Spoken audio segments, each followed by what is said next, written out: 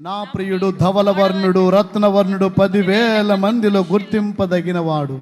అతని శిరస్సు అపరంజి వంటిది, అతని తల వెంట్రుకలు కాకపక్షములు కృష్ణ వర్ణములు, అవి నొక్కులుగా కనబడుచున్నవి. అతని నేత్రములు నదీ తీరములందుండు గువ్వ నేత్రముల వలె ఉండినవి, అవి పాలతో కడగబడినట్లు రత్నముల వలె ఉన్నవి. అతని చెక్కిళ్ళు పరిమళ పుష్పస్థానములు, సుగంధ వృక్షముల చేత శోభిల్లు ఉన్నత భూభాగములు. అతని పెదవులు పద్మముల వంటివి, గులాబీ రేఖల్లాగా ద్రవరూపక జటామాంసి వలె పరిమళించున్నవి. అతని కరములు తరిశేషు రత్నభూషితమై స్వర్ణ గోళము వలె ఉన్నవి. అతని కాయము నీల రత్న ఖచ్చితమైన విచిత్రముగు దంతపు పని వలె కనబడుచున్నది.